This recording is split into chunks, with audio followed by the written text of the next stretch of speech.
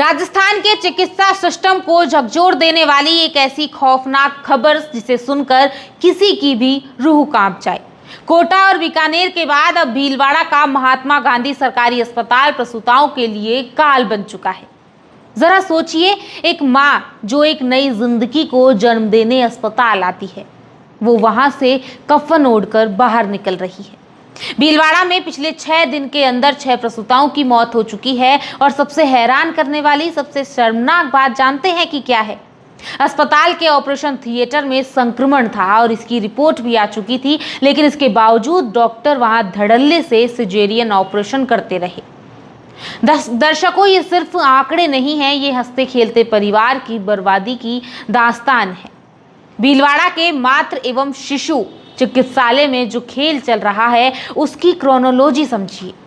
शुक्रवार को पोटला निवासी 32 साल की संगीता जी नगर, उसकी डिलीवरी के बाद तबीयत बिगड़ी, उन्हें मेडिकल आईसीयू भेजा गया जहां उन्होंने दम तोड़ दिया। परिजनों का रो रो कर बुरा हाल है और उन्होंने डॉक्टरों पर सीधा लापरवाही का आरोप लगाया है। लेकिन संगीता पहली शिकार नहीं थी।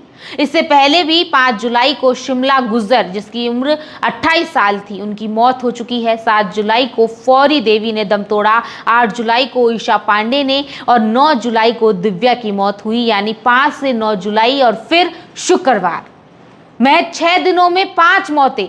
इन सभी महिलाओं की सिजेरियन डिलीवरी हुई थी और डिलीवरी के बाद तबीयत बिगड़ने पर उन्हें मेडिकल आईसीयू में शिफ्ट किया गया था। अब सवाल ये उठता है कि ये मौतें क्यों हुई? जब अस्पताल के ऑपरेशन थिएटर की संक्रमण जांच की गई तो उसकी रिपोर्ट पॉजिटिव आई, यानी ओटी में संक्रमण था। इसके बावजूद वहां ऑपरेशन बंद क्यों नहीं किए गए? इस बद इंतजामी का दूसरा पहलू भी देखिए दोस्तों। अस्पताल में रोज 30 से 40 सर्जेरियन ऑपरेशन हो रहे हैं, लेकिन नियमित उपयोग के लिए सर्जिकल उपकरणों के सिर्फ 5 सेट और इमरजेंसी के लिए 3 सेट ही उपलब्ध है।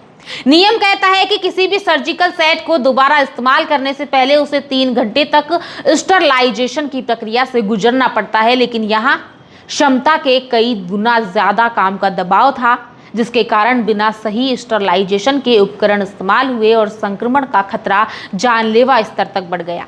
इस पूरे मामले पर अस्पताल के अधीक्षक डॉक्टर अरुण गौड़ का कहना है कि अस्पताल में किसी तरह की लापरवाही नहीं हुई है। अधिकांश मरीज पहले से गंभीर स्थिति में रेफर होकर आते हैं और पल्मोनरी एम्बोलिज्म, गंभीर एनीमिया या फिर सीजर जैसी जटिलताओं के कारण ये मौतें हुई हैं। लेकिन सवाल वही है कि क्या संक्रमित ओटी में ऑपरेशन करवाना लापरवाही नहीं है?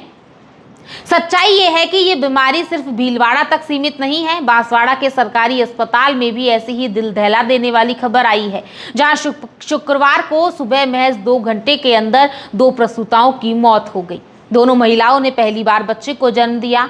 वहां मामले की जांच के लिए 5 डॉक्टरों की टीम बनाई गई और पोस्ट ऑपरेटिव वार्ड से इस्तेमाल किए गए 3 इंजेक्शनों के सैंपल लिए गए हैं। राजस्थान के सरकारी अस्पतालों की ये तस्वीरें डराने वाली है। कोटा, बीकानेर, भीलवाड़ा और अब बांसवाड़ा, हर जगह प्रसूताएं दम तोड़ रही है। क्या गरीब परिवारों के पास सरकारी अस्पतालों में जाकर अपनी जान गंवाने के अलावा कोई रास्ता नहीं बचा है?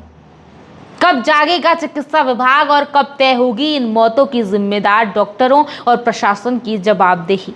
इस पूरे मामले पर आपकी क्या राय है? आपको क्या लगता है कि सिर्फ कमेटियां बना देने से इन माताओं को इंसाफ मिल पाएगा? कमेंट करके अपनी राय जरूर बताएं। तो अब मिलते हैं अगली वीडियो में, तब तक के लिए बने रहिए आपके अपने चैनल तखटक के साथ।